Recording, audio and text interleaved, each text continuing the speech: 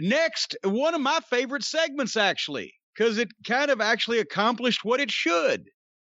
Tony Schiavone introduced the big show, or the large exhibition, or the gigantic presentation, or the colossal event, or just plain old Paul Wight. They picked Paul Wight. Like I said before, show's funny. He's witty. He can talk. He's a major personality. Every wrestling fan or anybody predisposed to watch a wrestling program probably knows who he is. He was quick. And he comes out, he gets himself over, he buddies up with old Tony, and he makes the big announcement there's going to be a Hall of Fame level talent that will be introduced on the pay-per-view, and built a little tension and showed some personality, or anticipation, I should say.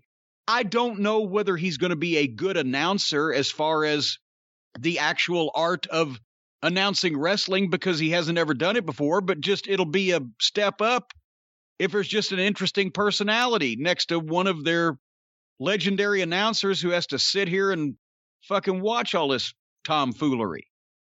So this segment, you got a name. He doesn't mind being on television. He knows how to talk, and he teased the people to buy the pay-per-view to find out who this big name is. Who's the big name going to be, Brian? I don't know. Who do you think? It's not going to be Punk, I don't think. No, he's already flat out said, fuck, no, it ain't me. Who else is Hall of Fame caliber that's out there? I mean, well, do you think Brock Lesnar? In their description, who is... Do you think Brock Lesnar? No. Kurt Angle? Let me put this. Brock is all about the money, but I don't think that he needs money bad enough to put up with many of the people that he would have to be involved with here in this company.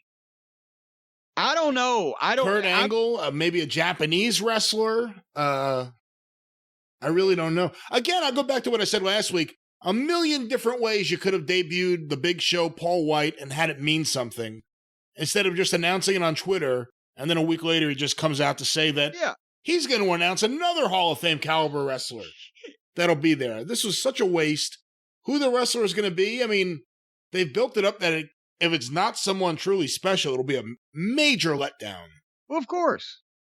And it'll be truly special, probably, to the 750,000 people who watch things like this. Well, I think it was closer to 960 or something this week. Okay, well, now don't bump them up. I think it was 930, but that's why I still want the overall totals. Let's see. I attribute 100 to 125,000 of those to Shaq. And since now he's been teleported to another dimension, they won't be back. So you don't think there's any chance Brock Lesnar would be the Hall of Fame caliber wrestler? I would be seriously surprised. Brock Lesnar, wanting to get more money out of Vince, opens negotiations with Tony. Tony tells him, yeah, listen, we'll give you a great deal on merch. You'll work X amount of dates a year. We'll pay you more than Vince. And Brock says, you know what? I love money. It's going to be a lot of money. Two things. Number one, I can see the first part of that happening. Brock Lesnar opens up negotiations with Tony Khan. Brock Lesnar also knows if he ever, at this stage of his life, if he was to actually go show up and work for AEW, he would never negotiate with Vince McMahon again. Because it's not like he's got another 5 or 10 years that Vince can get over being fucking pissed. Vince may not have another 5 or 10 years. Well, but at the same time, you think Stephanie ain't going to hold Vince to some of Vince's grudges?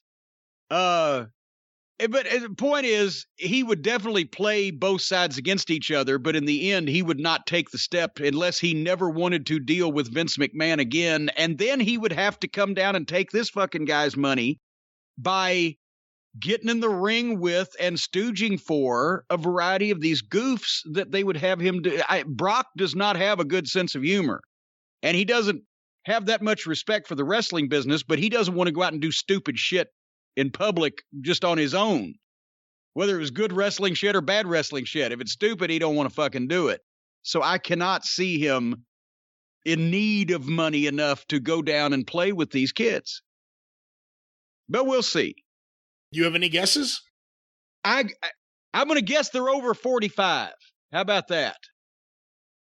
Okay. This is not going to be a major in-ring game changer. This is going to be another fucking legendary figure they're going to have to try to figure out a fucking job for. Mick Foley? How about that?